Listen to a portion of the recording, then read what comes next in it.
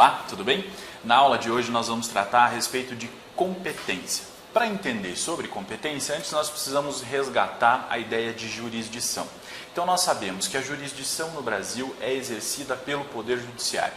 E a jurisdição, por ser uma das funções estatais, ela é considerada una. Uma das suas características é que ela é una. Isso quer dizer que a jurisdição tem um alcance sobre todo o território nacional.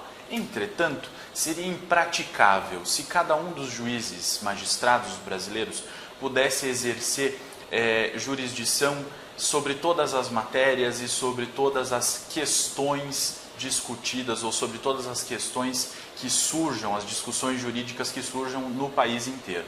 Então, considerando isso, para otimizar o trabalho do Poder Judiciário, foram criadas as chamadas regras de competência, para dividir dentro dessa organização judiciária as competências de cada um dos órgãos judiciários. Então nós sabemos que o Poder Judiciário é dividido em tribunais, esses tribunais são compostos por ministros, se forem tribunais superiores, desembargadores, se forem tribunais de segunda instância. Além disso, conta com um número expressivo de juízes na primeira instância. Então, é necessário que entre esses órgãos jurisdicionais, que vão exercer em cada um dos processos todo o poder jurisdicional, haja a divisão das competências ou a divisão dos serviços, para que o serviço prestado pelo Poder Judiciário seja um serviço prestado de forma mais otimizada. Então, para compreender essa ideia de competência, nós precisamos resgatar os conceitos trazidos pela doutrina a respeito do assunto. Aí diz lá o professor Fred Didier Júnior: a competência é exatamente o resultado de critérios para distribuir entre vários órgãos as atribuições relativas ao desempenho da jurisdição. A competência é o poder de exercer a jurisdição nos limites estabelecidos por lei. É o âmbito dentro do qual o juiz pode exercer a jurisdição. É a medida da jurisdição. Para entender isso e as controvérsias que existem com relação a esse termo medidas da jurisdição, nós precisamos agora resgatar uma crítica que é feita pelos professores Luiz Rodrigues Vamber e Eduardo Talamini justamente a essa expressão que liga o conceito de jurisprudência a um conceito de medida da jurisdição. E a crítica que eles fazem, bastante pertinente por sinal, é no sentido de que se a jurisdição é una, se ela é um poder ou uma das funções exercida pelo Estado, nós não podemos medir o tanto de jurisdição que é entregue a cada um dos órgãos jurisdicionais. Por quê? No desempenho da sua competência, cada órgão jurisdicional vai exercer a totalidade da jurisdição. Então, a cada decisão proferida por cada órgão jurisdicional, em cada um dos processos, o que se vê ali é todo o Poder Judiciário exercendo a sua jurisdição na tentativa de se buscar a solução de um determinado conflito. Então, por conta disso, eles consideram inadequado que se utilize o termo medida da jurisdição para definir o conceito de competência. E eles propõem um conceito diferenciado. Dizem o seguinte: são justamente as normas de competência que atribuem concretamente a função de exercer a jurisdição aos diversos órgãos da jurisdição, pelo que se pode conceituá-la como instituto que define o âmbito de exercício da atividade jurisdicional de cada órgão dessa função encarregado. Ok? Mas o que se vê na maioria da doutrina é justamente essa aceitação aí desse conceito de competência como medida da jurisdição. Ok? Agora, compreendida essa ideia do conceito de competência, nós precisamos analisar algumas questões trazidas pelo novo Código de Processo Civil a partir do seu artigo 21, que vai tratar a respeito dos limites da jurisdição nacional. Então, quando ele está falando sobre isso, ele está falando sobre jurisdição. Muito embora o artigo 21, 22 e o 23 tragam o vocábulo compete ou competência, na verdade eles estão tratando de fato da limitação que se dá à jurisdição nacional. Até onde vai o poder jurisdicional e em que momento o poder jurisdicional brasileiro tem competência exclusiva para a análise dos casos e em que momento o Poder Jurisdicional brasileiro tem uma competência concorrente, ou seja, além dele, permite-se pela legislação brasileira que seja competente também a jurisdição de um outro país, de um outro Estado soberano. Para entender isso tudo, vamos agora ao artigo 21 do novo Código, que diz o seguinte: compete à autoridade judiciária brasileira processar e julgar as ações em que, inciso 1º, o réu, qualquer que seja sua nacionalidade, estiver domiciliado no Brasil. Inciso 2º, no Brasil tiver que ser cumprida a obrigação. Inciso 3º, quando o fundamento seja fato ocorrido ou ato praticado no Brasil. Já o artigo 22 diz assim: compete ainda à autoridade judiciária brasileira processar e julgar as ações. Inciso 1º, de alimentos quando, a linha A, o credor tiver domicílio ou residência no Brasil, a linha B, o réu mantiver vínculos no Brasil, tais como posse ou propriedade de bens, recebimento de renda ou obtenção de benefícios econômicos. O inciso 2º do artigo 22 diz que é competente a autoridade judiciária brasileira para as ações decorrentes de relações de consumo quando o consumidor tiver domicílio ou residência no Brasil. E o inciso 3º diz que é competente nas ações em que as partes expressa ou tacitamente se submeterem à jurisdição nacional. Tanto as hipóteses do artigo 21 quanto as hipóteses do artigo 22 são hipóteses da chamada competência concorrente. Perceba, ele fala que compete à autoridade judiciária brasileira. Ponto. Isso quer dizer que é possível que também seja competente a autoridade judiciária de algum outro país, certo? Para julgar aquela mesma demanda. Isso vai depender, obviamente, da legislação desse outro país. Mas neste ponto, no artigo 21 e no artigo 22, o novo Código de Processo Civil não exclui a competência de outros países ou do Poder Judiciário de outros países para a análise das hipóteses em que eles impõem aqui a competência concorrente da autoridade judiciária brasileira, ok? Agora, o artigo 23 vai começar a tratar a respeito da competência exclusiva. E quando se fala em competência exclusiva da jurisdição brasileira, se está falando dos casos em que é excluída a competência ou o poder jurisdicional de outro país, por uma questão de proteção da soberania nacional. Então, nesses casos do artigo 23, a legislação brasileira exclui a competência de qualquer outro poder jurisdicional que não o poder jurisdicional brasileiro. Vamos conferir.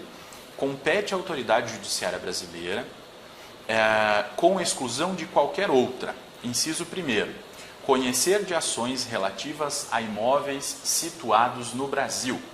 Inciso 2º, em matéria de sucessão hereditária, proceder à confirmação de testamento particular e ao inventário e à partilha de bens situados no Brasil, ainda que o autor da herança seja de nacionalidade estrangeira ou tenha domicílio fora do território nacional. E o inciso 3º, em divórcio, separação judicial ou dissolução de união estável, proceder à partilha de bens situados no Brasil, ainda que o titular seja de nacionalidade estrangeira ou tenha domicílio fora do território nacional.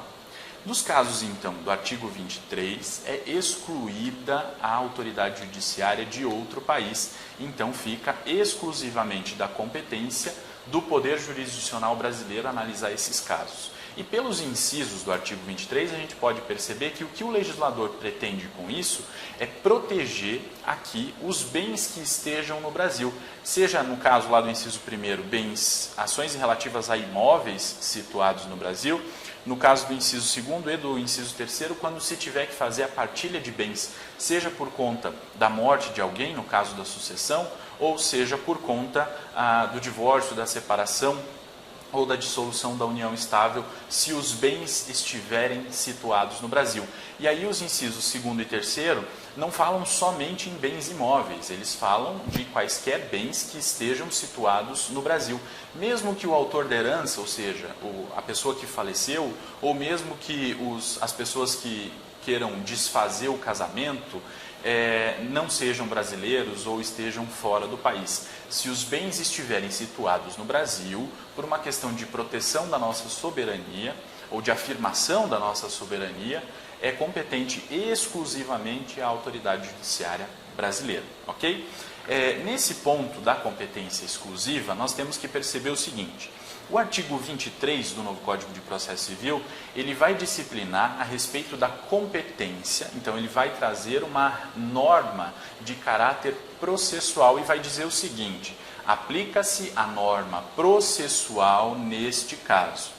E aí nós temos que fazer uma interpretação conjunto do que diz o artigo 10 da Lei de Introdução às Normas ao Direito Brasileiro e o artigo 5º, inciso 31, da Constituição Federal. O artigo 10 da Lei de Introdução às Normas do Direito Brasileiro diz assim: a sucessão por morte ou por ausência obedece à lei do país em que o domiciliado ou defunto ou desaparecido, qualquer que seja a natureza e a situação dos bens.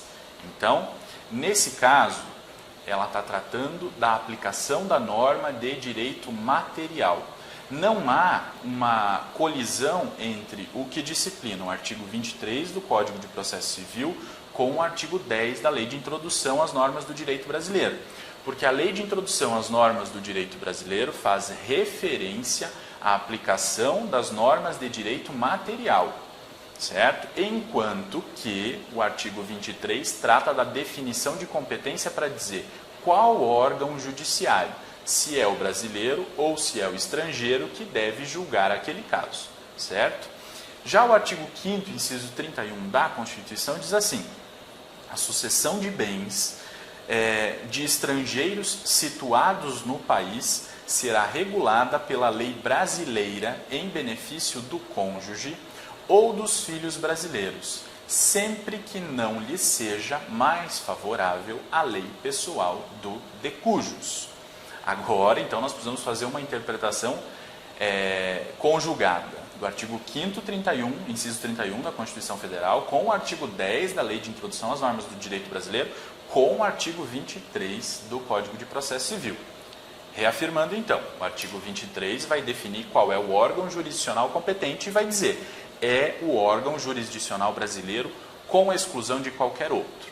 O artigo 10 da Lei de Introdução às Normas do Direito Brasileiro vai dizer que a sucessão obedece à lei do país em que estivesse ou em que esteve domiciliado o defunto ou o desaparecido, se se estiver discutindo aí uma sucessão por ausência, né? Já o artigo 5º, inciso 31 da Constituição, trata também da aplicação das normas de direito material e diz que a sucessão de bens de estrangeiros que estão situados no país, ou seja, os bens estão aqui, mas de uma pessoa estrangeira, será regulada pela lei brasileira em benefício do cônjuge ou dos filhos brasileiros. Então nós vamos ter que verificar: o estrangeiro que tem bens no Brasil tem algum cônjuge ou tem filho brasileiro?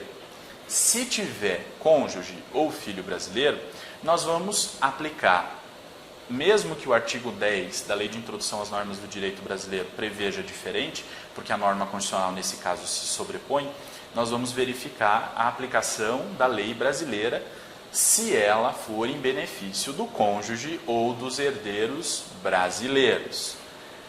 Até porque o artigo 5º, inciso 31, complementa: sempre que não lhe seja mais favorável a lei pessoal do de cujus. Então vai ter que se verificar, porque se a lei estrangeira for mais benéfica para o cônjuge ou os herdeiros brasileiros, o juiz deve aplicar na distribuição dos bens, na partilha dos bens, a lei estrangeira, sempre em benefício do cônjuge ou dos herdeiros brasileiros, ok? Então, essas questões precisam ficar claras porque não há uma antinomia entre o que disciplina o artigo 23 e o que disciplina o artigo 10 da Lei de Introdução às Normas do Direito Brasileiro e o artigo 5º, inciso 31 da Constituição Federal, ok? Por quê?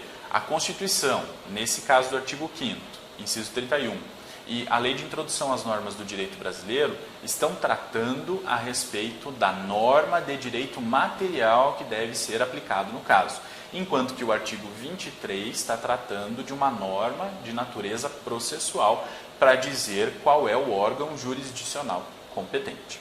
Ok? Muito bem. Prosseguindo na leitura do que dizem os artigos do novo Código de Processo Civil, o artigo 24 diz assim: a ação proposta perante tribunal estrangeiro não induz litispendência e não obsta a que a autoridade judiciária brasileira conheça da mesma causa e das que lhe são conexas, ressalvadas as disposições em contrário de tratados internacionais e acordos bilaterais em vigor no Brasil. E o parágrafo único diz que a pendência de causa perante a jurisdição brasileira não impede a homologação de sentença judicial estrangeira quando exigida para produzir efeitos no Brasil. Então, quando se estiver diante de alguma das hipóteses do artigo 21 ou do artigo 22, que estabelece a concorrência entre as jurisdições, a existência de uma ação que tramite no Brasil e uma ação que tramite em algum outro país não induzirá litispendência, ou seja, as duas ações correrão. A ação brasileira não vai ser extinta em razão da litispendência. E aí vai valer aquela decisão que primeiro transitar em julgado para o nosso ordenamento. Nós temos que perceber o seguinte: para que uma decisão seja aqui transitada em julgado, ela deve seguir os trâmites previstos na nossa legislação. Se ela for uma decisão estrangeira, é necessário então que a parte traga ou aguarde o trânsito em julgado no país, no outro país, traga a decisão aqui e faça a homologação, o procedimento de homologação da sentença estrangeira, cujo tribunal competente é o STJ. Assim que o STJ homologar essa sentença estrangeira e dessa decisão de homologação da STJ não couber nenhum recurso, aconteceu o trânsito em julgado daquela decisão. Se tudo isso acontecer antes de finalizar a ação que tramitava no Brasil, vai valer a decisão proferida no estrangeiro. Se a nossa decisão, se a decisão da ação que tramita no Brasil finalizar antes de todo esse procedimento, vai valer, para este caso, a nossa decisão aqui. Ok?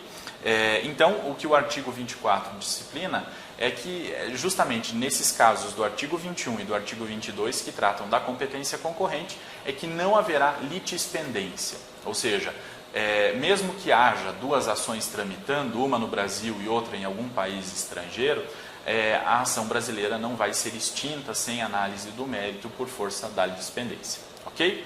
Já o artigo 25 diz assim: não compete à autoridade judiciária brasileira o processamento e o julgamento da ação quando houver cláusula de eleição de foro exclusivo estrangeiro em contrato internacional, arguida pelo réu na contestação. Aí o parágrafo 1º diz que não se aplica ao disposto no caput as hipóteses de competência internacional exclusivas, lá dispostas nesse capítulo no artigo 23. E o parágrafo 2º diz que aplica-se a hipótese do caput ao artigo 63, parágrafos 1º ao 4º. Então perceba, enquanto que o artigo 23 dizia que ficavam excluídas as competências de outros países para análise daqueles casos, o artigo 25 exclui a competência da autoridade judiciária brasileira nas suas hipóteses. Certo? Isso é muito importante. Então, se houver entre as partes um contrato internacional que fixe como competência exclusiva para a resolução de conflitos decorrentes daquele contrato uma jurisdição estrangeira e aquele caso for levado à apreciação do Poder Judiciário brasileiro, o Poder Judiciário brasileiro então não poderá analisar aquela questão. O réu na contestação vai levantar essa questão de incompetência, né, por ter havido uma cláusula contratual prevendo o contrário, e o Poder Judiciário brasileiro não vai poder analisar o mérito dessa demanda. Mas uma ressalva é importante. Nós não podemos incluir nas hipóteses do artigo 25 as hipóteses do artigo 23. Então não pode ter, por exemplo, um contrato internacional que preveja que seja da competência de um juízo estrangeiro a análise sobre uma questão envolvendo um imóvel situado no Brasil. Por quê? Porque o artigo 23 exclui expressamente a competência da autoridade judiciária estrangeira para analisar sobre a propriedade de um imóvel situado no Brasil. Ok? Então, as partes não podem fazer contrato disciplinando diversamente do que prevê o artigo 23. Essa competência exclusiva de outra jurisdição, né, que não a brasileira, ou seja, que exclusiva no sentido de excluir, né? Então essa competência que é só brasileira e exclui a competência estrangeira não pode ser objeto de negociação entre as partes, ok? Era isso que nós precisávamos compreender sobre os limites da jurisdição nacional. E agora nós passamos a analisar os critérios de distinção da competência interna. Então, há uma série de critérios que a doutrina identifica e que a legislação segue para definir a competência. Então, nós já sabemos que uma determinada ação é de competência da autoridade judiciária brasileira. Entretanto, o Poder Judiciário é dividido em muitas camadas, são muitos órgãos jurisdicionais, então nós precisamos agora que definimos que a competência é interna, saber qual dos órgãos judiciários brasileiros é competente para análise daquela questão. E o primeiro grande critério que nós vamos conhecer é o critério objetivo de definição de competência, que se subdivide em 3 subcritérios. Então, o primeiro subcritério de natureza objetiva para a definição da competência é a competência definida em razão da pessoa. Então, há determinados casos previstos na legislação em que a parte litigante vai possuir um órgão ou vários órgãos jurisdicionais, nesse caso, que sejam competentes para análise daquele tipo de caso. E um exemplo clássico disso são as chamadas varas da Fazenda Pública, que são órgãos jurisdicionais especializados para analisar questões levadas ao Poder Judiciário que envolvam a Fazenda Pública, seja ela municipal, seja ela estadual, ou no caso de ser uma vara federal que vai analisar as questões incluindo as discussões da União. Mas quando se tiver uma vara da Fazenda Pública numa determinada comarca, todas as ações de competência territorial daquele local que envolverem a fazenda pública, seja ela municipal ou estadual, deverão ser direcionadas a esta vara, certo? Por quê? Porque aí há um requisito legal específico dizendo desta competência em razão da pessoa, ok? Outro critério objetivo, ou subcritério objetivo, é a distribuição da competência em razão da matéria. E aí, para saber qual é o órgão competente, nós vamos precisar analisar qual é a natureza da relação jurídica objeto daquela controvérsia. Então, se for, por exemplo, uma ação de divórcio, uma ação de divórcio é uma ação que diz respeito a direito de família. Dizendo respeito a direito de família, a vara competente é a vara de família. Por quê? Porque nesse caso há um juízo específico com uma competência específica e essa competência é definida em razão da matéria. Assim como tem a vara civil, que vai apreciar as questões de ordem civil, a vara criminal, que vai ser responsável pelo julgamento das ações criminais, certo? Então, nesse caso, a competência é definida em razão da matéria. Outro critério objetivo que se utiliza para a definição de competência é o critério de distribuição da competência em razão do valor da causa. Há determinados casos em que a competência é definida pelo valor da causa e o exemplo clássico disso são os juizados especiais. Tanto os juizados especiais cíveis, de ordem natureza estadual, quanto os juizados especiais federais. Então, por exemplo, a Lei 9.099 de 1995, que estabelece o sistema dos juizados especiais cíveis e criminais no Poder Judiciário brasileiro. vai disciplinar sobre a distribuição de competência para esses casos, para dizer o seguinte: nas causas de até 40 salários mínimos, a parte pode optar por provocar o Poder Judiciário por meio dos juizados especiais, certo? Então, o que se vê nisso é a fixação da competência de um determinado órgão jurisdicional por meio, levando em consideração o critério do valor da causa dada pela parte naquele caso, ok? Esses são, então, os 3 critérios objetivos de definição da competência. O outro critério é o critério funcional. O critério funcional vai determinar qual é o órgão competente de acordo com a função que esse órgão desempenha dentro da estrutura do Poder Judiciário, certo? E geralmente se fala em critério de distinção de competência funcional para divisão de funções dentro de um mesmo processo. Então, o novo Código de Processo Civil, por exemplo, instituiu o artigo 948, a partir do artigo 948, o chamado incidente de arguição de inconstitucionalidade.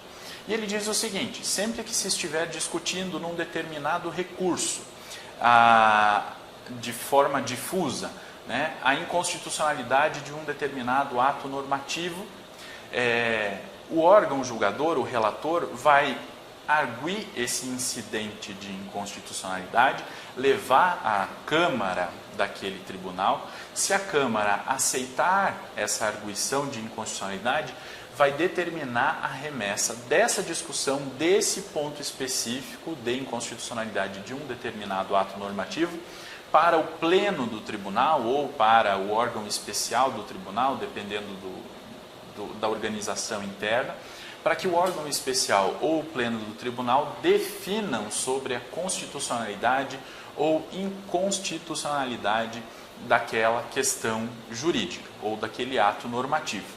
Uma vez que isso seja definido, ou seja, é da competência do órgão especial ou do pleno do tribunal, apenas a análise da questão sobre a inconstitucionalidade.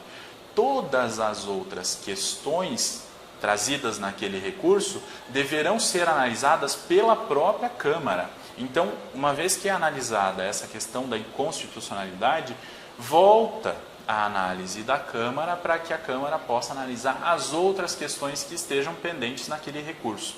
O que se teve nesse caso foi uma distribuição de competência entre 2 órgãos jurisdicionais diferentes, um é a Câmara do Tribunal e outro é o Tribunal Pleno ou o órgão especial do Tribunal, né?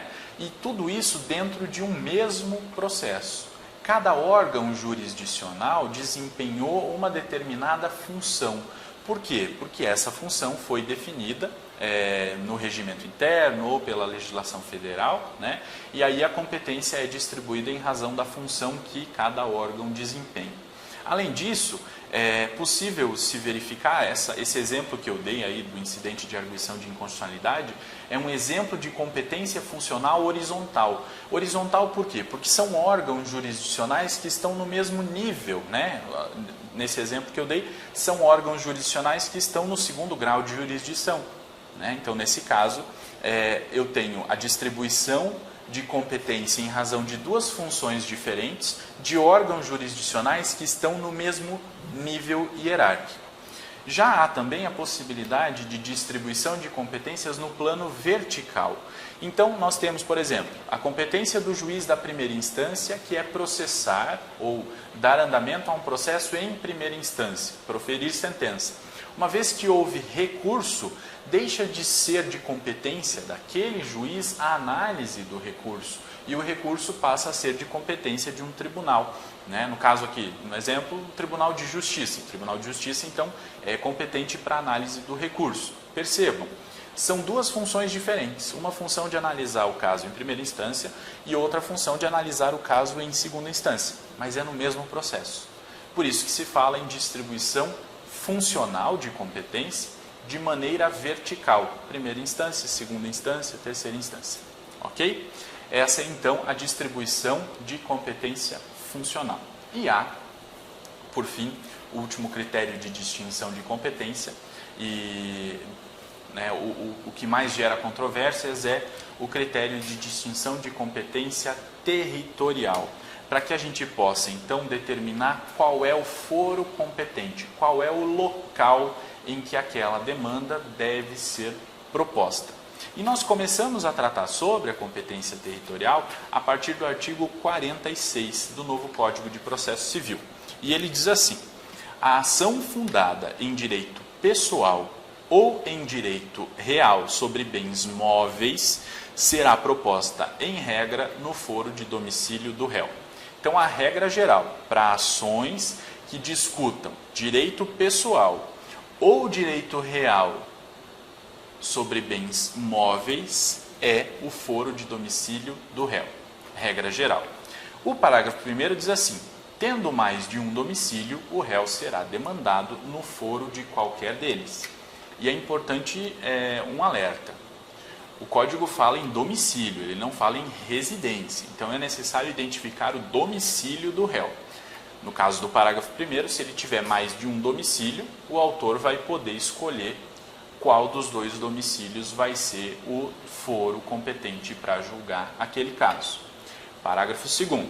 Sendo incerto ou desconhecido o domicílio do réu, ele poderá ser demandado onde for encontrado ou no foro de domicílio do autor. Perceba? Se for incerto ou desconhecido o domicílio do réu, o autor então pode optar por demandá-lo onde o réu for encontrado, onde o réu estiver naquele momento, ou no foro de domicílio do autor. Parágrafo 3º. Quando o réu não tiver domicílio ou residência no Brasil, a ação será proposta no foro de domicílio do autor. E se este também residir fora do Brasil, a ação será proposta em qualquer foro. Então, se o réu for domiciliado no estrangeiro, a ação vai ser proposta no domicílio do autor. Se o autor também for residente fora do Brasil, aí o parágrafo 3º autoriza que a ação seja proposta em qualquer foro, ok? E aí qualquer foro brasileiro, né? Não porque se for, por exemplo, alguma questão que envolva alguma daquelas hipóteses do artigo 23, é de competência exclusiva da autoridade judiciária brasileira, né? Então a ação precisa ser proposta no Brasil. Parágrafo 4º. Havendo dois ou mais réus com diferentes domicílios, serão demandados no foro de qualquer deles a escolha do autor. E aí o autor vai verificar qual foro é mais conveniente para ele para acionar aquelas duas pessoas, né? No caso de uma ação ter mais de um réu, dois ou mais réus.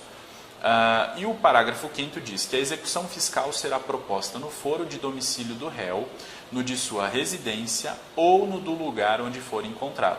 E a execução fiscal, obviamente, é uma execução proposta pela Fazenda Pública para a cobrança de débitos fiscais. Aí, como a Fazenda Pública está distribuída por todo o território nacional, né, há mais facilidades para a Fazenda Pública, ela tem uma estrutura para isso, então ela vai demandar o executado no foro do seu domicílio, no da sua residência, aqui ele fala em residência, ou no do lugar onde o executado, nesse caso, for encontrado. Ok? Tem algumas disposições especiais a respeito da distribuição da competência em razão do território. Por exemplo, o artigo 101, inciso 1º do Código de Defesa do Consumidor diz assim: na ação de responsabilidade civil do fornecedor de produtos e serviços, sem prejuízo do disposto nos capítulos 1 e 2 deste título, serão observadas as seguintes normas. E o inciso 1º diz que a ação pode ser proposta no foro de domicílio do autor. Esse é o típico caso em que o Código de Defesa do Consumidor quer proteger o consumidor por ele ser a parte hipossuficiente, a parte mais fraca da relação jurídica estabelecida entre fornecedor e consumidor, né? E aí, nesse caso, ele autoriza, dá ao consumidor o privilégio de propor a ação no foro do seu domicílio e não propor a ação no foro de domicílio do réu, do fornecedor, nesse caso aqui do artigo 101, inciso 1º do Código de Defesa do Consumidor. E o artigo 80 do Estatuto do Idoso também concede um privilégio a essa determinada classe que o legislador entendeu ser merecedora de uma proteção especial. E diz assim: As ações previstas neste capítulo serão propostas no foro do domicílio do idoso, cujo juízo terá competência absoluta para processar a causa, ressalvadas as competências da Justiça Federal e a competência originária dos tribunais superiores. Perceba. O artigo 80, então, concede um privilégio aos idosos e faz uma exceção à regra da competência territorial. A competência territorial tem natureza relativa. Quando o artigo 80 diz que terá competência absoluta o juízo do foro de domicílio do idoso, ele faz uma exceção a essa regra da competência relativa. Então, quer dizer que se uma ação que envolva um idoso seja proposta fora do domicílio do idoso, causando prejuízos, né, ao acesso à justiça do idoso, haverá então anulação dos atos judiciais por incompetência absoluta daquele juízo. Isso é uma exceção, porque o erro na definição da competência territorial não leva necessariamente à nulidade dos atos e tudo mais, por não se considerar de regra um critério de definição da competência absoluta, e sim um critério de definição de competência relativa, ou seja, pode ser objeto de transação entre as partes. E essa regra do artigo 80 do Estatuto do Idoso é repetida no artigo 53, inciso 3º, a linha E do novo Código de Processo Civil. Ok? Prosseguindo, o artigo 47 vai tratar das ações fundadas em direitos ou em direito real sobre imóveis e diz que é competente o foro de situação da coisa. Percebam que no artigo 46, no caput, ele tratava das ações ou direito real sobre imóveis. Já o artigo 47 está falando de ações fundadas em direito real sobre imóveis e diz que é competente o foro da situação da coisa. Ok? Já não está tratando aí do foro de domicílio nem do réu e nem do autor, e estabelece para esses casos o foro de situação da coisa, onde a coisa está localizada, por se tratar, obviamente, de um bem imóvel. Já o parágrafo 1º diz assim: o autor pode optar pelo foro de domicílio do réu ou pelo foro de eleição se o litígio não recair sobre direito de propriedade, vizinhança, servidão, divisão e demarcação de terras e de enunciação de obra nova. Terceiro, o parágrafo 1º dá ao autor a opção de acionar o réu numa ação fundada em direito real, no foro de domicílio do réu ou no foro de eleição, caso as partes tenham feito algum contrato. Se o litígio não recair, ou seja, se eu estiver discutindo direito de propriedade, vizinhança, servidão, divisão e demarcação de terras, enunciação de obra nova, o foro competente é aquele do caput, foro da situação da coisa. Se a minha discussão sobre um determinado direito real não envolver nenhuma dessas hipóteses do parágrafo 1º, o autor então pode optar pelo foro de domicílio do réu ou pelo foro de eleição. Ok? Já o parágrafo 2º diz assim: a ação possessória imobiliária será proposta no foro de situação da coisa, cujo juízo tem competência absoluta.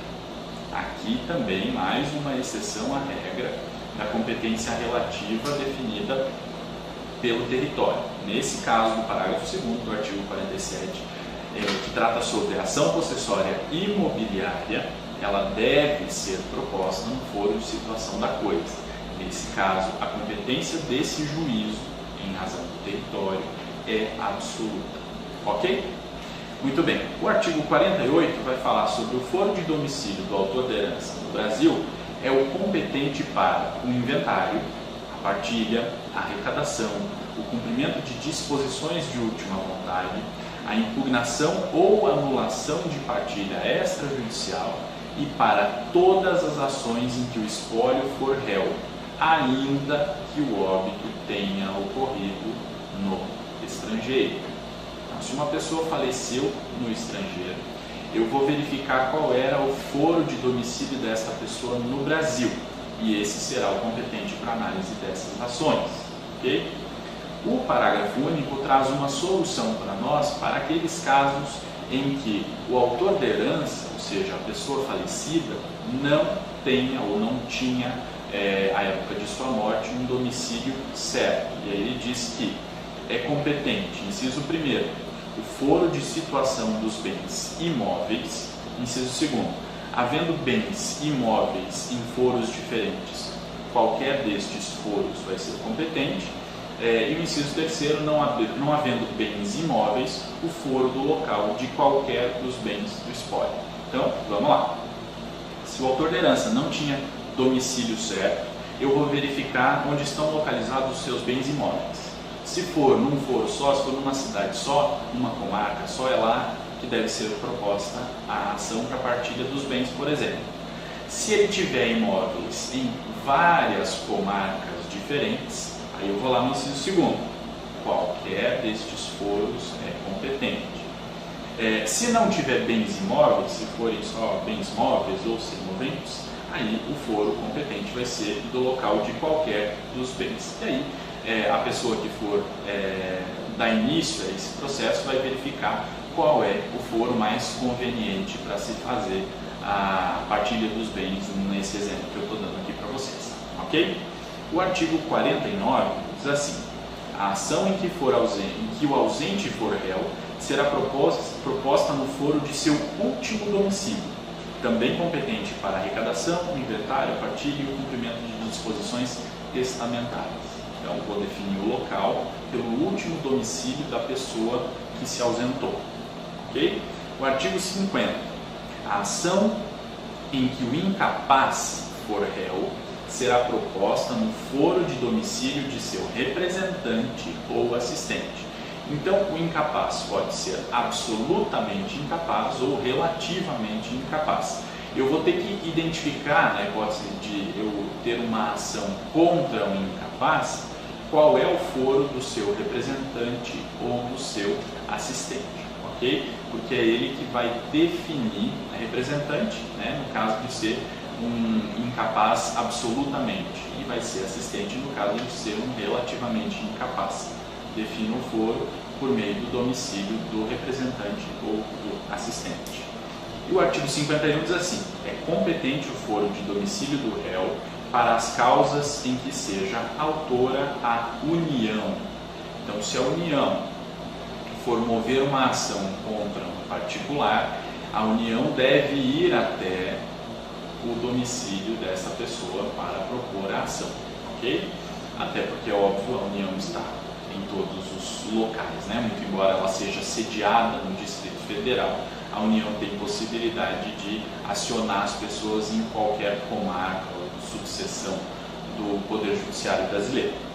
E o parágrafo único diz assim: se a União for demandada, a ação poderá ser proposta no foro de domicílio do autor, no de ocorrência do ato ou fato que originou a demanda, no de situação da coisa ou do Distrito Federal. Então, enquanto o artigo 51, o caput dele, fala dos casos em que a União irá processar alguém, o parágrafo único do artigo 51 fala dos casos em que alguém quer processar a União. Ele diz o seguinte: pode ser proposta no foro de domicílio do autor, no de ocorrência do ato ou fato que originou a demanda, ou no de situação da coisa, ou mesmo caso a parte queira, no Distrito Federal. Ok? O artigo 52. É competente o foro do domicílio do réu para as causas em que seja autor, Estado ou Distrito Federal. Aqui ele basicamente repete a regra do parágrafo único do artigo 51 e inclui ali a competência territorial definida pelo território para aquela pessoa que vai ser demandada, seja por um Estado federado ou pelo Distrito Federal, para dizer que é competente o foro de domicílio do réu.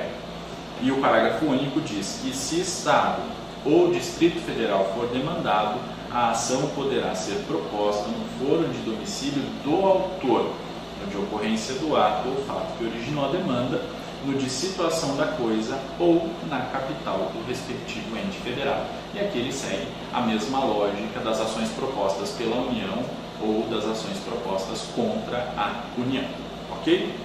O artigo 53 traz algumas hipóteses de privilégios para determinadas classes que o legislador entendeu terem direito de uma proteção especial. Então eles trazem aqui algumas outras opções para definição do foro competente.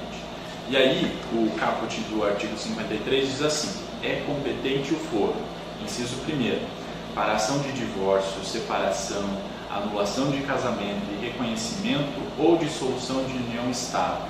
A linha A, do domicílio do guardião de filho incapaz. A linha B, do último domicílio do casal, caso não haja filho incapaz. A linha C, de domicílio do réu, se nenhuma das partes residir no antigo domicílio do casal. Então, vejam bem, se tratar de uma ação envolvendo divórcio, separação, anulação de casamento e reconhecimento ou dissolução de união estável, eu vou verificar lá, de acordo com a linha A, quem é o guardião do filho incapaz. E é lá que vai ser proposta essa ação. Se não tiver filho incapaz, eu vou verificar o que diz a linha B, quer dizer, é o último domicílio do casal, é o foro competente. E a linha C vai ser daí o domicílio do réu, se nenhuma das partes residir no antigo domicílio do casal. Então a pessoa, seja o ex-marido ou a ex-mulher que for propor a ação, deve propor, no caso da linha C, no foro do domicílio do réu, independentemente do sexo, caso não seja das linhas precedentes, ok? Já o inciso 2º vai dizer que é competência do foro de domicílio ou residência do alimentando para a ação em que se pedem alimentos. Isso é muito óbvio, é óbvio que o inciso 2º quer proteger aquela pessoa que propõe a ação de alimentos, e se ela propõe a ação de alimentos, em tese ela é uma pessoa que necessita de uma proteção maior, certo? Então, a legislação dá para ela a possibilidade de propor a ação no foro do seu domicílio. Não vai, na regra geral, de propor a ação no foro de domicílio do réu. Vai propor a ação no foro do seu domicílio, ou seja, no foro do domicílio do alimentando, no caso de ação de alimentos. E o inciso 3º diz que é competente o foro do lugar, a linha A, onde está a sede para a ação em que for ré a pessoa jurídica. Então, se for uma pessoa jurídica que tem uma sede e várias filiais, né, vai ser competente o lugar onde está a sede para a ação em que esta pessoa jurídica for a ré. A linha B diz assim: onde se acha agência ou sucursal quanto às obrigações que a pessoa jurídica contraiu. Se essa pessoa jurídica ainda sede tiver agências ou sucursais, é possível procurar ação nesses locais onde se acham essas agências ou sucursais. Sempre lembrando o seguinte: se tratar de uma relação de direito do consumidor, nós vamos definir com base no que já disciplina o Código de Defesa do Consumidor, né? Nesse caso aqui, está tratando de algum outro contrato que não seja regido pelo microsistema de proteção ao direito do consumidor.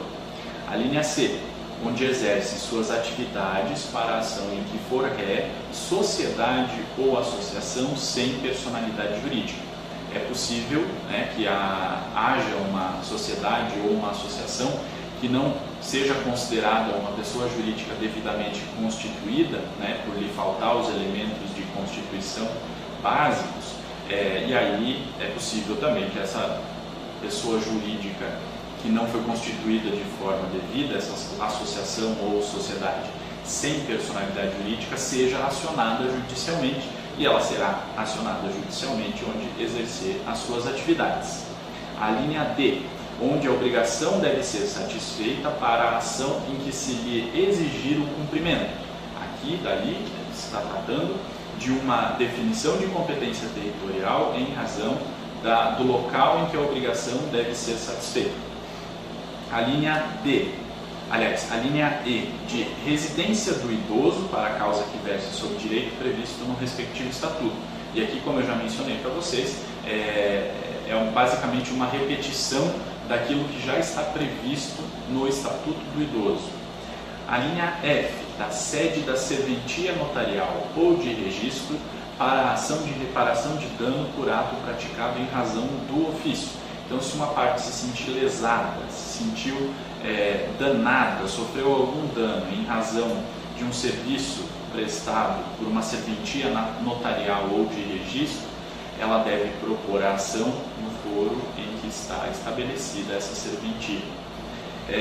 Inciso 4º, vai dizer que é competente o lugar do ato ou fato para a ação. A linha A, de reparação de dano. A linha B, em que for réu, administrador ou gestor de negócios alheios. Então, se uma ação envolver um ato ou um fato que resulte na possibilidade de reparação de danos ou praticado por réu, administrador ou gestor de negócios alheios, o lugar em que este ato ou este fato ocorreram é que vai ser o local competente para o julgamento daquela ação. E o inciso 5º vai tratar do domicílio, o foro competente como o domicílio do autor ou local do fato para reparação de dano sofrido em razão de delito ou acidente de veículos, inclusive aeronaves. Então, se estiver diante de uma ação que envolve reparação de danos decorrentes, por exemplo, de um acidente de veículo, o autor pode optar pela regra geral, foro de domicílio do réu, que nós já conhecemos, ou ele pode optar pelo que diz o inciso 5º do artigo 53, no seu próprio domicílio, do local do fato, ou o domicílio do réu. Então, ele tem essas várias possibilidades. Sempre lembrando o seguinte, a regra geral é aquela estabelecida no artigo 46, ok? E no artigo 47, por caso de se tratar de discussão sobre um bem imóvel. Essas são as regras gerais. Os outros dispositivos vão trazendo exceções ou vão complementando essa regra geral. E o artigo 53, ele estabelece uma espécie de foro privilegiado. Para determinados casos, ele dá um tratamento diferenciado por entender que as pessoas ou as condutas merecem uma proteção específica. Okay? E aí a parte envolvida que verifica, a parte autora, que verifica que o seu caso se enquadra numa das hipóteses previstas no artigo 53, tem mais uma ou mais do que uma opção de foro, opção de eleição para o foro competente em razão do território. Esses, então, são os critérios para definição da competência em razão do território, em razão do local onde a ação deve ser proposta. Então, para que se defina a competência do órgão jurisdicional, nós precisamos passear por todos esses critérios de distinção de competência. Então, vamos passar lá pelo critério objetivo, pelos seus subcritérios, e vamos definindo as competências a partir disso, para que se possa, então, definir ao final de se passar por todos esses critérios qual é o órgão jurisdicional competente para análise daquele caso. Ok? Muito bem, esses são os critérios de distinção de competência e agora nós vamos passar a analisar, lá no artigo 43, quais são os casos em que haverá perpetuação da competência. O artigo 43 diz assim: determina-se a competência no momento do registro ou da distribuição da petição inicial, sendo irrelevantes as modificações do estado de fato ou de direito ocorridas posteriormente, salvo quando suprimirem órgão judiciário ou alterarem a competência absoluta. Ele está dizendo o seguinte: uma vez que a ação é proposta, ela é registrada e distribuída, a partir dali aquele juízo é o competente. Só haverá modificação daquela competência, obviamente, se houver um equívoco por parte do autor na definição da competência, Porque se houver uma modificação no estado de fato ou de direito no decorrer do processo, essa modificação, por exemplo, o autor propôs a ação no foro de domicílio do réu, e o réu, no meio da ação, mudou-se para outra cidade. A mudança do réu para outra cidade é uma alteração de um fato, uma alteração fática. Só que não haverá a alteração da competência. A ação continuará naquele foro onde ela foi proposta, pouco importando a mudança de endereço ou de domicílio do réu, certo? Por quê? Caso contrário, se nós permitíssemos que houvesse a modificação de competência sempre que ocorresse uma alteração no campo dos fatos ou do direito, os processos jamais iriam finalizar, né? Então, isso é para que a competência seja definida no momento do registro da distribuição e para que haja uma certa segurança jurídica, né, de que aquele órgão jurisdicional será o competente para análise daquele processo, certo? Não ficando a competência do juízo refém das alterações de fato ou de direito que tenham dado causa às partes, ok? Só que tem as exceções. Salvo quando suprimirem órgão judiciário ou alterarem a competência absoluta.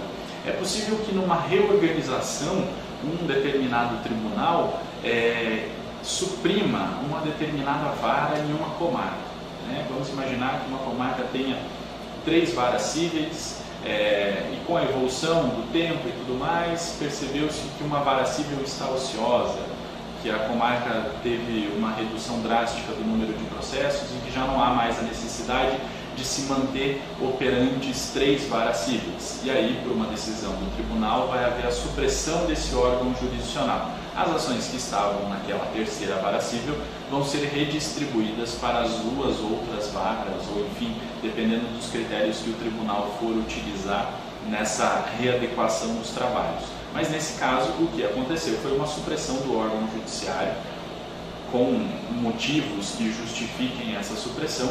Então, pode-se acontecer a alteração da competência nesse caso, né? Ou, no outro exemplo do artigo 43, quando se alterar a competência absoluta. Então, sempre que se tiver diante de um critério de definição da competência absoluta e se alterar isso, né? O que vai acontecer vai ser a mudança do processo de um juízo para o outro. Um exemplo, vamos imaginar que uma determinada comarca tem a vara única. Geralmente as comarcas menores, bem pequenas, têm uma vara apenas que vai atender processos criminais, processos cíveis, processos de família, processos dos juizados especiais e tudo mais, né? Se a comarca crescer e a vara única for dividida, né? Então, em vez de vara única, vai passar a ter uma vara civil, uma vara de família e uma vara criminal. As ações cíveis vão sair daquela vara única e vão para a vara civil. As ações de família vão sair daquela vara única e vão para a vara de família. Assim também vai acontecer com as ações criminais que irão para a vara criminal. Nesse caso, o que aconteceu foi uma mudança na competência absoluta, que é em razão da matéria, né? Então, uma vara deixou de ser competente e passou a competência para outra vara, ok? Assim também quando acontecer a intervenção da União no processo, que é o que está disposto lá no artigo 45. Tramitando o processo perante outro juízo, os autos serão remetidos ao juízo federal competente se nele intervier a União, suas empresas públicas, entidades autárquicas e fundações, ou Conselho de Fiscalização de Atividade Profissional na qualidade de parte ou de terceiro interveniente, exceto as ações, inciso 1º, de recuperação judicial, falência, insolvência civil e acidente de trabalho, e inciso 2º, sujeitas à Justiça Eleitoral e à Justiça do Trabalho. Então, se um determinado processo está tramitando numa vara estadual e a União passar a intervir naquele processo como terceiro interessado, por exemplo, vai deslocar a competência aquela ação que antes tramitava na Justiça Estadual vai ser remetida para a Justiça Federal, porque a Justiça Federal é a competente para julgar as causas que envolvam a União, suas empresas públicas, suas autarquias, certo? Nesse caso, então, é uma exceção a essa regra da perpetuação da competência. Via de regra, a competência permanece com o juízo definido no momento da distribuição e do registro da ação, mas pode ser que em casos excepcionais haja a alteração dessa competência, ok? Além disso, nós precisamos agora, depois que nós conhecemos os critérios de distinção de competência, nós precisamos compreender os conceitos de incompetência relativa e de incompetência absoluta. E com isso nós vamos, obviamente, compreender os conceitos de competência relativa e de competência absoluta. E para isso, nós precisamos caminhar lá para o artigo 63 do novo Código de Processo Civil, e ele diz assim: as partes podem modificar a competência em razão do valor e do território, elegendo foro onde será proposta a ação oriunda de direitos e obrigações. Nesse caso, ele está tratando sobre dois tipos de competência que têm natureza relativa. Ou seja, eu que sou parte, posso contratar com a outra parte o foro que seja bom para nós dois. Então, elas podem ser feito um contrato. Nesse contrato, elas podem prever que o foro competente para julgar a causa pode ser um terceiro foro, nem domicílio do autor.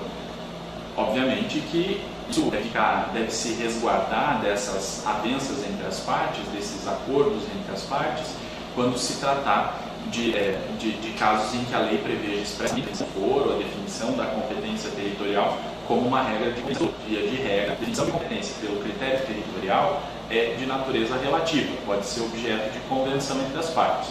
Há determinados casos, entretanto, que a lei diz que não pode ser objeto de convenção entre as partes, e então esse critério de distinção da competência por meio do território é de natureza absoluta. Mas, via de regra, competência relativa é aquela que diz respeito a, como diz o artigo 63, competência em razão do valor da causa e do território.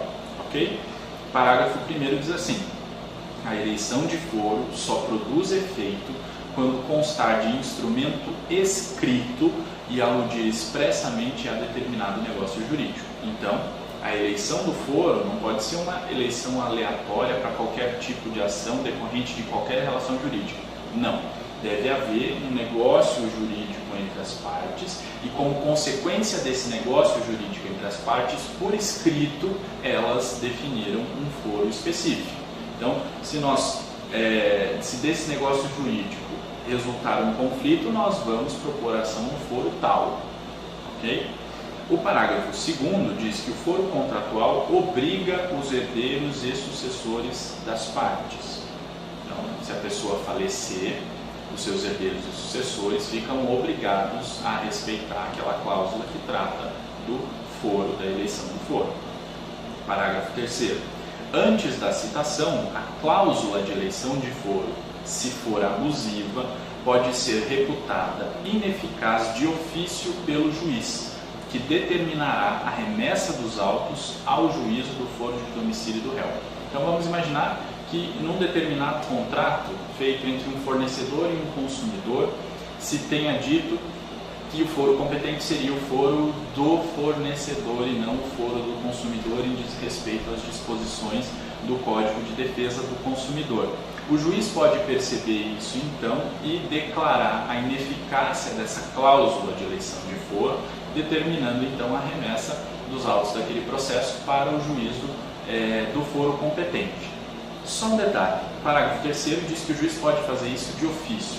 Entretanto, nós já sabemos que o artigo 10, que trata das normas fundamentais do novo Código de Processo Civil e que trata do contraditório, diz que as partes devem ser previamente ouvidas. Então, com a ressalva de que as partes devam ser antes ouvidas pelo juiz, de ele decidir isso aqui, no caso aqui, como vai ser uma decisão dada antes da citação, é dever do juiz intimar o autor, caso ele não tenha falado sobre isso na petição inicial, para falar a respeito da ineficácia dessa cláusula de eleição de foro, e só depois disso é que o juiz pode decidir, então, pela ineficácia da cláusula e deslocar a competência para o outro foro, o foro que ele entenda competente, ok? Mas é fundamental que se respeite o contraditório nesse caso. E o parágrafo 4º diz assim: citado, incumbe ao réu alegar a abusividade da cláusula de eleição de foro na contestação sob pena de preclusão. Então o réu foi citado. O juiz não verificou de ofício a ineficácia da cláusula que fixa o foro competente. O réu foi citado e na sua defesa não se manifestou, ele não alegou a incompetência territorial, ou seja, ele não apresentou nenhuma alegação de que seria outro o juízo competente em razão do território e que aquela cláusula seria nula. Se for esse o caso, quer dizer que o réu tacitamente aceitou a proposição ou a propositura da ação naquele território, naquele foro específico, e aí então preclui o direito dele de alegar isso. E isso tem tudo a ver com a ideia de competência relativa. Por quê? Porque a competência relativa ou a incompetência relativa é aquela que precisa, se verificada, ser alegada pelo réu na primeira oportunidade que ele tiver para falar nos autos. Então ele alega que ocorreu a incompetência relativa na primeira oportunidade. Se ele não fizer isso, o que vai acontecer vai ser a preclusão, ou seja, ele perde o direito de alegar a incompetência daquele juízo em razão do território ou do valor da causa, né? Ele perde esse direito e não pode alegar posteriormente. Ocorreu a preclusão, ok? Então, o que acontece com aquela competência é que ela acaba se perpetuando.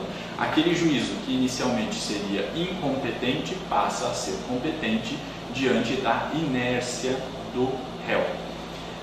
Mas tem uma exceção no caso do valor da causa. Então a Lei 9.099, que trata dos juizados especiais cíveis, trata da possibilidade de definição da competência pelo valor da causa como uma espécie de critério de definição de competência relativa. Então pode ser objeto de convenção entre as partes, ok? Então, se a parte tiver uma causa civil de até 40 salários mínimos, ela pode optar por propor ação no juizado ou por propor a ação na vara civil. Agora, se tratar de uma causa de competência do juizado especial federal, ele vai estabelecer o seguinte: em vez de 40, são 60 salários mínimos, e a competência definida pelo valor da causa para os juizados especiais federais é de natureza absoluta. Isso quer dizer o seguinte: se a parte propuser a ação, que seria de competência do juizado especial federal, mas ela propuser a ação na vara federal, o juiz da vara federal pode declinar da sua competência de ofício e remeter os autos, obviamente, respeitando o contraditório, e remeter os autos para o juizado especial federal, porque se trata de incompetência absoluta. Porque a lei disciplina que naquele caso específico se trata de incompetência absoluta. Mas, via de regra, a incompetência em razão do valor da causa ou do território é de natureza relativa. E aí, se é de natureza relativa, pode ser objeto de convenção entre as partes, não pode ser reconhecida de ofício, salvo nos casos excepcionais autorizados pela lei, e deve ser arguida no primeiro momento em que a parte falar nos autos, sob pena de preclusão. Diferentemente acontece com a incompetência absoluta. Essa traz um vício para o processo que é muito mais grave do que o vício trazido pela incompetência relativa.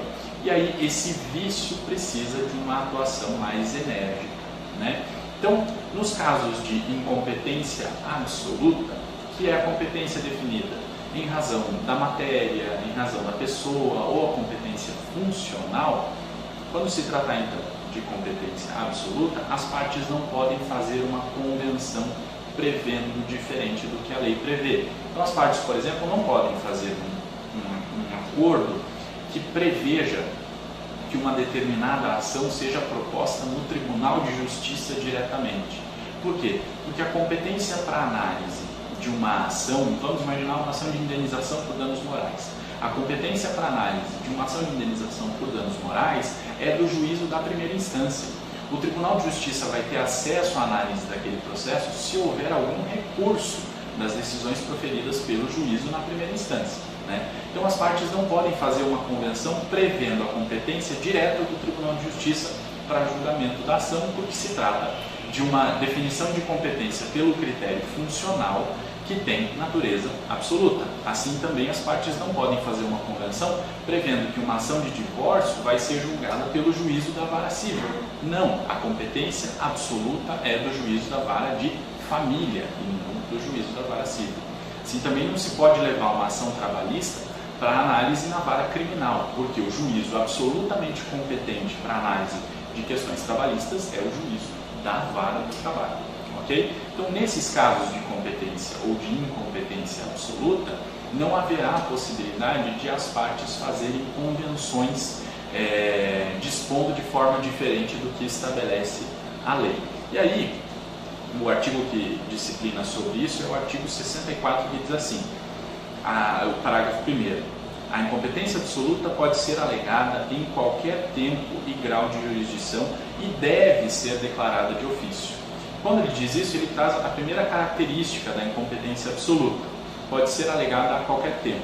Lembram que a gente acabou de ver na incompetência relativa? Ela deve ser alegada na primeira oportunidade sob pena de preclusão. Com a incompetência absoluta isso não acontece, porque o vício na definição do juízo, em tese competente, é tão grave, né, que pode ser então atacado pelas partes a qualquer tempo, certo? E inclusive o juiz pode declarar a incompetência de ofício, coisa que nós não vemos nos casos de incompetência relativa. Só que também mais aquela ressalva do artigo 10, ele pode declarar de ofício, mas antes ele precisa ouvir as partes a respeito daquele assunto, e só então, depois de ouvir as partes a respeito daquele assunto, é que ele vai decidir, ok? Então, ela pode ser, no caso o código diz que ela deve ser reconhecida de ofício. Se ela não for reconhecida de ofício, a parte pode alegar a incompetência absoluta a qualquer tempo, não precisa ser necessariamente na primeira vez que ele falar nos autos, tá? É comum que aconteça já na contestação, o réu recebe a citação, né, participa da audiência e tudo mais, e na formulação da sua defesa ele formula uma preliminar de incompetência absoluta, uma preliminar de incompetência relativa. A diferença entre essas duas é a seguinte: se ele não formular a preliminar de incompetência absoluta na contestação, ele pode formular a qualquer tempo depois disso, né? Agora, se for relativa, precisa ser necessariamente na contestação, sob pena de preclusão. E vamos imaginar que nenhuma das partes tenha alegado a incompetência, né? O réu não tenha alegado a incompetência absoluta e nem o juiz tenha verificado ser incompetente e proferiu sentença, a decisão transitou em julgado, é possível inclusive ação rescisória. Vejam bem, o vício da incompetência absoluta é tão grave que o artigo 966, inciso 2º do novo Código de Processo Civil, prevê a possibilidade de ação rescisória da decisão que julgar definitivamente uma determinada ação que tenha tramitado num juízo absolutamente incompetente, ok? Essa diferença entre os conceitos de incompetência absoluta e incompetência relativa precisa ficar muito claro, né, muito clara na nossa cabeça, porque disso vai decorrer uma série de consequências para as partes dentro do processo, ok? O artigo 64, no caput, diz que a incompetência absoluta ou relativa será alegada como questão preliminar de contestação. E aqui ele faz uma grande diferença com o que previa o Código de Processo Civil de 1973. Pelo Código revogado, se a parte quisesse alegar a incompetência relativa, a parte precisava fazer necessariamente a chamada exceção de incompetência. Se ela quisesse alegar incompetência absoluta, ela fazia uma preliminar de contestação.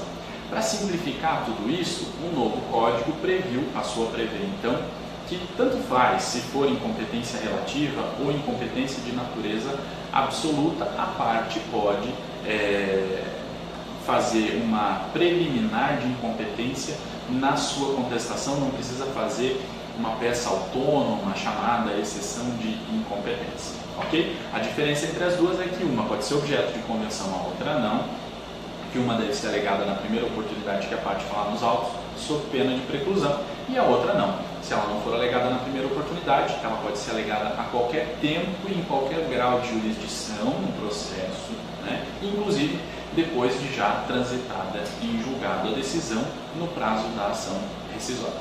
Ok? Bom, precisamos agora tratar das chamadas causas modificativas da competência, que estão previstas lá no artigo, a partir do artigo 54 no Código de Processo Civil. 54 diz assim: a competência relativa poderá modificar-se pela conexão ou pela continência, observado o disposto nesse Código. Primeira lição que nós precisamos retirar disso aqui: a modificação de competência vai se dar quando eu estiver diante de uma competência de natureza relativa, valor da causa ou territorial. Não pode haver modificação de competência se tratar de competência de natureza absoluta. E o artigo 55 vai trazer para a gente o conceito de conexão. Diz assim: reputam-se conexas duas ou mais ações quando lhes for comum o pedido ou a causa de pedir. Então, conceito de conexão é quando há identidade entre duas ações ou mais, obviamente, né? De pedido ou de causa de pedido. Pedido é o que a parte quer, né? Qual direito que ela quer ver protegido e qual é a proteção que ela quer para um determinado direito. Então, imaginemos um exemplo clássico de uma ação de indenização ou de reparação de danos materiais decorrentes de um acidente de trânsito. Um acidente de trânsito que tenha envolvido 5 veículos e foi causado por uma pessoa, né? Então, envolveu 5 veículos, os 4 que se sentiram prejudicados em razão da conduta de uma determinada pessoa propõem ação. Por azar, cada uma dessas ações cai com um juízo diferente. Numa determinada comarca existem 4 varacíveis e cada uma dessas varacíveis recebeu uma ação, né, de cada uma das partes. Mas aí, na análise dessas ações, se pode perceber que elas têm a mesma causa de pedir. Qual é a causa de pedir? O acidente de trânsito, aquele específico acidente de trânsito. Então, nós chegamos à conclusão que essas causas são conexas, ou seja, elas têm uma conexão entre si. E o ideal é que quando haja causas conexas, que elas sejam reunidas para julgamento por um mesmo juízo, para evitar decisões conflitantes, né? Então, se nós mantivéssemos essas ações em 4 varas diferentes, seria possível que nós tivéssemos 4 soluções diferentes para um problema que é bastante parecido. Vamos imaginar que o juiz da primeira vara tenha entendido que o réu não causou o acidente de trânsito. O juiz da segunda vara entendeu que o réu causou o acidente de trânsito e condena ele a pagar os danos materiais. E assim também os outros 2 juízes.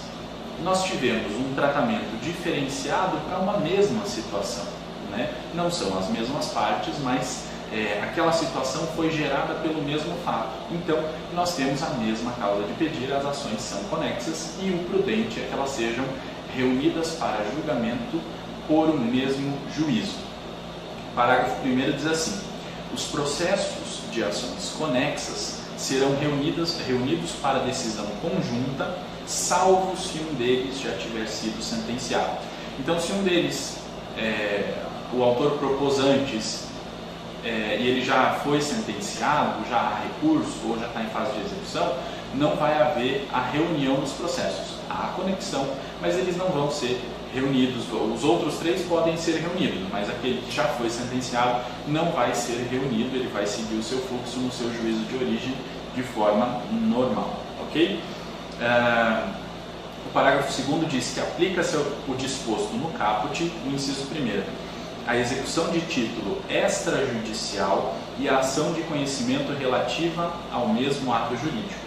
E o inciso segundo, que aplica-se o disposto no caput às execuções fundadas no mesmo título judicial. Aqui, o parágrafo 2º traz outras hipóteses de conexão, né? Outras hipóteses que não aquelas de serem conexas duas ações ou mais quando lhes for comum o pedido ou a causa de pedido, ok? Parágrafo 3º diz que serão reunidos para julgamento conjunto os processos que possam gerar risco de prolação de decisões conflitantes ou contraditórias, caso decididos separadamente, mesmo sem conexão entre eles. O parágrafo 3º, então, traz uma novidade, né? Essa é uma novidade do novo Código de Processo Civil. É possível a reunião de ações, ainda que elas não sejam conexas, para evitar decisões conflitantes ou contraditórias, caso aqueles processos sejam decididos separadamente ou em juízos diferentes, ok? Então, o que a gente percebe aqui no parágrafo 3º é que não são outras hipóteses de conexão, porque ele fala que mesmo que não haja conexão entre eles. Então, o parágrafo 3º não trata de conexão, ele trata de uma regra de ampliação dos efeitos da reunião de processos que é causada pela conexão, para aqueles casos em que houver um risco de prolação de decisões conflitantes ou contraditórias, tudo isso para proteger aquilo que a conexão também quer proteger, que é a segurança jurídica, ok? Um exemplo de conexão, além desse exemplo que eu dei, nós podemos imaginar vários herdeiros que desejem anular um determinado testamento, né? Então, um determinado pai tinha 4 filhos, deixou um testamento, os 4 filhos não concordam com o testamento, acreditam que o testamento é nulo, cada um deles propõe uma ação e cada uma dessas ações é direcionada para um juízo diferente, ok? O ideal, como se trata do mesmo pedido, ou seja, se quer a anulação daquele testamento, o ideal é que essas ações sejam reunidas para julgamento por um mesmo juízo, a fim de que não haja decisões conflitantes com relação ao mesmo pedido, senão pode ser que um juiz decida que o testamento é nulo e outro juiz decida que o testamento não é nulo. E aí como que fica essa questão? Vai ser nulo para aquele herdeiro e não vai ser nulo para o outro? Cria-se uma situação de insegurança jurídica que pode ser, em muitos casos, insuperável. Então, a conexão vem possibilitar justamente a prevenção de que ocorra uma ofensa à segurança jurídica. Tá? Uma outra hipótese, uma outra causa modificativa de competência pela reunião de processos é a continência. Está prevista lá no artigo 56 do novo Código. Diz assim: dá-se a continência entre duas ou mais ações quando houver identidade quanto às partes e a causa de pedir. Mas o pedido de uma, por ser mais amplo, abrange o pedido da outra. A ideia de continência, então, é a seguinte: enquanto na conexão nós tínhamos uma similitude ou uma identidade entre o pedido ou a causa de pedir, na continência nós temos, quando houver identidade quanto às partes, então, as partes de um processo têm que ser partes no outro processo, e a causa de pedir. Mas o pedido de uma é mais amplo que o pedido da outra. Ou seja, é continência porque o pedido mais amplo formulado em uma ação contém o pedido da outra. Ele é mais amplo, o outro é mais restrito. E esse pedido mais amplo, então, vai conter o pedido mais restrito. Nesse caso, nós estamos diante de continência. E aí o ideal é que essas causas sejam reunidas para julgamento por um mesmo juízo. Um exemplo de continência: vamos imaginar que uma determinada parte tenha proposto em um determinado momento uma ação alegando a nulidade de 2 ou 3 cláusulas de um contrato. Então ela propôs essa ação e essa ação caiu lá na primeira vara civil da comarca X. A outra parte, também querendo anular, mas não querendo anular só três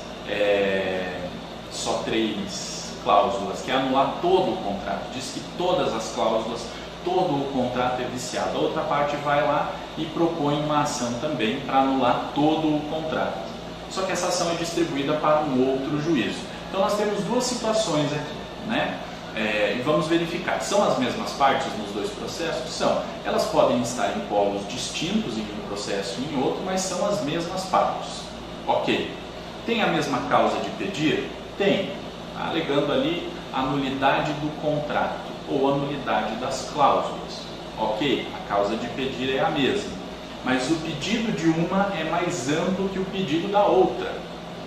No pedido de uma, nós queremos a anulação de 3 ou 4 cláusulas. No pedido da outra, nós queremos a anulação do contrato todo. Ou seja, este outro pedido é mais abrangente. Então, há, de fato, a continência nesse caso. Então, nós estamos diante de uma hipótese de reunião de processos, né, para julgamento por um único juízo, a fim de evitar situações conflitantes, e isso vai levar à modificação da competência. Ok? O artigo 57 prossegue dizendo assim: quando houver continência e a ação continente tiver sido proposta anteriormente, no processo relativo à ação contida será proferida sentença sem resolução de mérito. Caso contrário, as ações serão necessariamente reunidas. Vamos analisar com calma. Quando houver continência e a ação continente, que é aquela que possui um pedido mais amplo, tiver sido proposta anteriormente, no processo relativo à ação contida será proferida sentença sem resolução de mérito. Perceba, a ação continente é a mais ampla, a ação contida é a mais restrita. A ação continente foi proposta primeiro, a ação contida foi proposta depois. Então eu estou alegando aqui a nulidade de todo o contrato, e aqui se está alegando a nulidade de 3 cláusulas do contrato. O que na verdade há, a partir da continência, nós podemos perceber isso, é uma litispendência. Porque o objeto desta ação aqui, que é anular 3 cláusulas do contrato, já é objeto também da ação continente. Né? Então, nessa ação aqui, eu já estou alegando que aquelas 3 cláusulas são nulas, porque aqui eu estou dizendo que todo contrato é nulo. Então, esta ação contida, que foi proposta depois, vai ser extinta sem análise do mérito, porque se está diante de litispendência. Tem continência também, mas a razão da extinção do processo será a litispendência. Ok? E aí, o artigo 57 finaliza dizendo que, caso contrário, as ações serão necessariamente reunidas. Então, se a ação contida for proposta antes, esse é o caso contrário, a ação contida for proposta antes, depois for proposta a ação continente, as causas vão ser reunidas. A ação contida não vai ser extinta sem análise do mérito, porque ela foi proposta antes. Esta é a ideia do artigo 57. Ok? Agora, nós precisamos definir qual vai ser o juízo competente para julgar, tanto no caso de conexão quanto no caso de continência. Né? Então nós temos 2 ou 3 juízos que estão tramitando 2 ou 3 ações. Nós precisamos reunir em apenas um deles. Qual deles será? E aí quem vai responder isso para nós é o artigo 58. Diz assim: a reunião das ações propostas em separado far-se-á no juízo prevento, onde serão decididas simultaneamente. Então a regra para definição da competência diante da conexão ou da continência é a regra da prevenção. Então, o juiz prevento é o juiz que será responsável por julgar aquelas ações que forem reunidas. E aí no artigo 59 ele começa a dizer para nós o que é o juízo prevento. O registro ou a distribuição da petição inicial torna prevento o juízo. Então eu vou ter que verificar qual daqueles 3 juízos recebeu primeiro o processo e onde foi protocolada a primeira petição inicial. Né? Então, a data. Então tem lá uma ação na primeira vara civil, uma na segunda e uma na terceira. Eu preciso reunir essas 3 ações em um juízo apenas. Então eu vou verificar a data da distribuição de cada uma dessas ações. A ação que for distribuída primeiro vai tornar prevento o juízo. E é para este juízo que nós vamos mandar as outras 2 ações. Então tem uma na primeira, uma na segunda e uma na terceira. O juízo da primeira recebeu o primeiro. A primeira ação proposta foi aquela que caiu na primeira vara. Então, eu vou pegar a ação da terceira vara, da segunda vara e vou remeter para o juízo prevento, ok? O artigo 60 diz assim: se o imóvel, aí quando ele estiver tratando de uma ação que discuta sobre a propriedade de algum imóvel, se o imóvel se achar situado em mais de um estado, comarca, seção ou subseção judiciária, a competência territorial do juízo prevento estender-se-á sobre a totalidade do imóvel. E aqui ele já não está tratando sobre a reunião de processos. O artigo 60 trata sobre a prevenção, mas trata sobre a prevenção em razão de se estiver discutindo ali uma questão relativa a um imóvel cujo território abranja mais de um estado, mais de uma comarca ou mais de uma subseção judiciária. E aí vai ser prevento, né? O juízo prevento, ou seja, aquele que recebeu a primeira ação, vai ter jurisdição sobre todo aquele imóvel, mesmo que parte daquele imóvel esteja localizado em outra comarca, outra subseção judiciária ou outro estado, ok? Porque como ele é prevento, ou seja, ele recebeu a primeira ação, ou melhor, não recebeu a primeira ação, né? A ação foi proposta primeiro na vara de titularidade daquele juízo, o seu poder jurisdicional vai se estender sobre toda a extensão daquele imóvel. E o artigo 61 traz mais uma regra de prevenção para dizer o seguinte: a ação acessória será proposta no juízo competente para a ação principal. Aqui é a regra da prevenção que se dá em razão da existência de duas ações, uma acessória e uma principal. Então, se a ação acessória for proposta, eu preciso definir qual vai ser o juízo competente para julgar aquela ação acessória, eu vou ter que verificar qual é o juízo competente para o julgamento da ação principal, certo? O artigo 64, que nós já conhecemos, tratou sobre a incompetência absoluta e a incompetência relativa, e disse para nós que essa incompetência pode ser alegada como preliminar de contestação, certo? O artigo 66 vai passar a tratar sobre o conflito de competência. Então é possível que dois ou mais juízos se digam competentes ou incompetentes para julgar um determinado caso. Quando nós estivermos diante disso, dois juízos se dizendo competentes ou incompetentes, nós estamos diante do chamado conflito de competência. Se eu tiver uma situação em que dois juízos se afirmam competentes para julgar uma mesma ação, eu tenho um conflito de competência positivo. Se eu tiver dois ou mais juízes dizendo que não são competentes ou que são incompetentes para julgar uma determinada ação, eu estou tratando de um conflito de competência negativo. E é o que disciplina o artigo 66, que diz assim: há conflito de competência quando, inciso 1º, dois ou mais juízes se declaram competentes. Esse é o positivo.